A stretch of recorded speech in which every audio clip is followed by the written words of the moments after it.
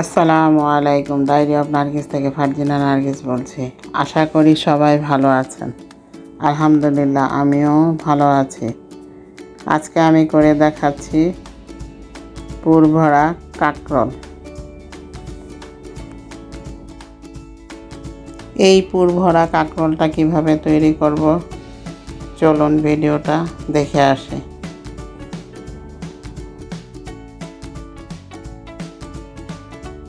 এখানে আমি পুরটা দেওয়ার জন্য এখানে একটা ফ্রাই প্যানে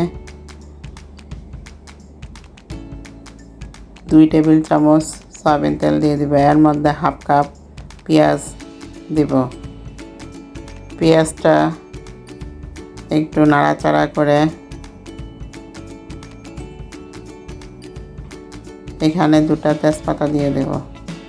তেজপাতা দেওয়া হলে এখানে হাফ চা চামচ লবণ, হাফ চা চামচ আদা, হাফ চা চামচ রসুন, হাফ চা চামচ হলুদ গুঁড়া, হাফ চা চামচ মরিচ গুঁড়া, হাফ চা চামচ ধনিয়া গুঁড়া, 2টা কুচানো কাঁচামরিচ আর সামান্য পানি দিয়ে দেব। পানিটা দিতে হবে এই কারণে যেন মশলাটা পুড়ে না যায়। এরপর এখানে আমি 2 কাপ বিফ কিমা দিয়ে দিব। কিমাটা দিয়ে দেওয়ার পর একটু নাড়াচাড়া করে ভালো করে মশলাগুলো এর মধ্যে মাখিয়ে নেব। মশলাগুলো মাখিয়ে নেওয়ার পর এখানে আমি একটা বড় সাইজের আলু ছোট ছোট টুকরো করে বা কিউব করে কেটে নিয়ে দিয়ে দিব। আর এখানে 1 চা চামচ জিরা গুঁড়া আর মাংসের কিমাটা সিদ্ধ হওয়ার জন্য হাফ কাপ পানি, গরম পানি দিয়ে এখানে আরও একটু লবণ দিয়ে দেব। এবার কিমাটাকে তৈরি করে নামিয়ে নেব। এখানে আগে কড়াইতে পরিমাণ মতো পানি দিয়ে এর মধ্যে লবণ দিয়ে রেখেছিলাম। পানিটা ফুটিয়ে নিয়ে কাঁকরোলগুলো 2 টুকরো করে বিচিটা ফেলে দিয়ে ভাপিয়ে নিয়েছি। এটা 80% মতো ভাপিয়ে নিয়ে এবার পানি থেকে উঠিয়ে নিতে হবে। এই কাঁকরোলগুলোকে বেশি ভাপানো যাবে না বা সিদ্ধ করে নেওয়া যাবে না। বেশি সিদ্ধ করে নিলে তাহলে ভাজতে অসুবিধা হবে। এরপর এখানে আগে যে মাংসের কিমাটা করে রেখেছিলাম সেটা একটা চামচের সাহায্যে পুরটা দিয়ে নিতে হবে। একটু চেপে চেপে পুরটা ভরে নিতে হবে বা ঢুকিয়ে নিতে হবে। পুরগুলোকে এভাবে সবগুলো পুরগুলো দিয়ে এভাবে সবগুলো কাঁকরোল তৈরি করে নিতে হবে।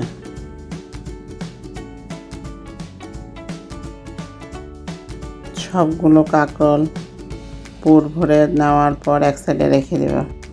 চুলায় এখানে একটা কড়াই দিয়ে কড়াইটা গরম হলে এর মধ্যে পরিমাণ মতো তেল দিয়ে নেব। তেলটা এমনভাবে দিতে হবে যেন ডুবানো অবস্থায় এই কাঁকরোলগুলো ভাজা যায়।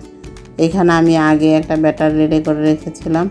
এখানে আমি 1 কাপ বেসন, 1 কাপ চালের গুঁড়া, আদা হাফ চামচ, রসুন হাফ চামচ, সামান্য একটু হলুদ, একটু জিরা। আমি এখানে যে পরিমাণ বেসন আর চালের গুঁড়াটা ব্যবহার করেছি এখানে সামান্য একটু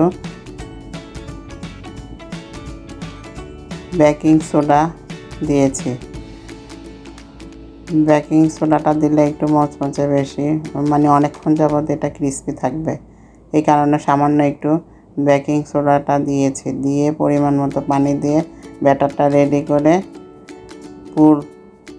পুর ভরে নেওয়া কাঁকরোলটাকে এভাবে ডুবিয়ে নিয়ে বেসনের গোলায় ডুবিয়ে নিয়ে দিয়ে দিতে হবে।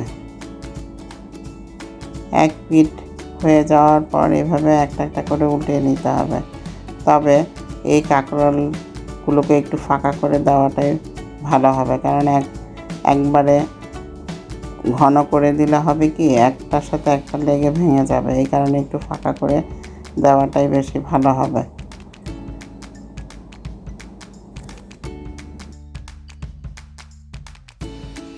এই পুর ভরা কাঁকরোলগুলোকে এপিট উপিট করে কয়েকবার উল্টিয়ে পাল্টিয়ে নিতে হবে। তবে এইখানে আগুনটা রাখতে হবে মিডিয়াম আছে, আগুনটা রাখতে হবে, বেশি জাল দেওয়া যাবে না। তাতে হবে কি উপরের পিঠটা হয়ে যাবে আর ভিতরটা একটু কাঁচা থাকবে, এই কারণে মিডিয়াম আছে এগুলো ভেজে নামিয়ে নিতে হবে।